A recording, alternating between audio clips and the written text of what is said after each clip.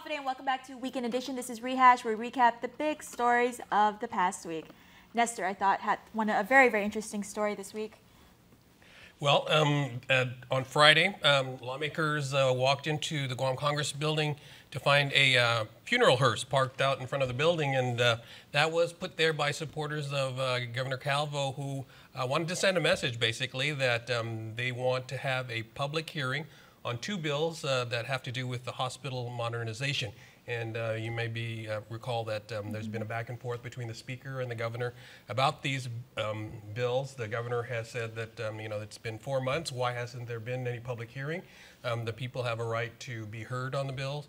And the speaker has said that he would be more than happy to have public hearings, but he wants the governor to agree to having a voter referendum on the BPT hike, the business privilege tax hike, which he says is a requirement of law. So right now it's at a stalemate because both of them are holding fast to their positions. But we thought that the funeral hearse in front of the Guam Congress building was a pretty novel way to send a message. It's quite a statement. And Nick, you had something dealing with surveillance footage? Right, and so we went over to a new business, only open for a couple of months here in Harmon, a car pro shop where we pretty much see two burglars breaking into the property and making their way inside this auto repair shop.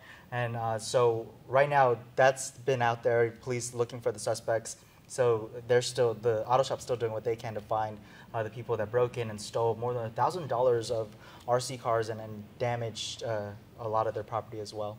And surveillance footage, we're seeing, is becoming more popular on social media and helping to catch the culprits. Myself, I spent some time in the District Court of Guam. We had more on the Archbishop Anthony Aperon cases there. At issue this week was basically defense has filed a motion to dismiss those 4 cases against Aperon. And at issue is, under argument, was the public law last year, the 2016 law that basically lifted the civil statute of limitations for child sex abuse cases, and that enabled the close to 150 lawsuits now we have lodged against the church. So basically, defense attorney Jackie Terlaw, he's arguing, hey, this 2016 law, though it intended to lift the civil statute of limitations, it doesn't. It doesn't, and its wording should have been more specific had it intended to do that. And plaintiff's attorney basically says it's really basic, it's really straightforward, there's no ambiguity. So it's now up to Chief Judge Francis Tedinko Gatewood to decide, and she will not be issuing a decision on that until the end of the year in light of all the other settlement talks. And I have Jason here, who's going to leave us off with good news. And then there's me.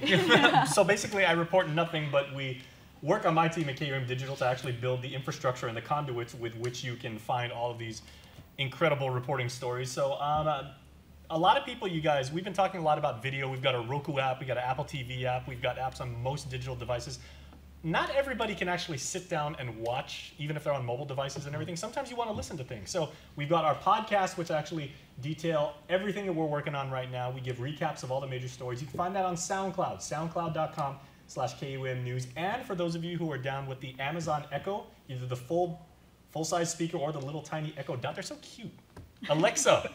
Alexa is our girl in the newsroom and everything like that. So if you want to enable our Alexa skill, you can certainly do so. Just go to KUAM.com. You can find the link there, and then you can literally talk to your little home smart speaker and have her read you back the headlines. Again, there's no excuse not to know what's going on, not to know the news. If you have any information or any news tips for us, you can email us at reporters@KUAM.com.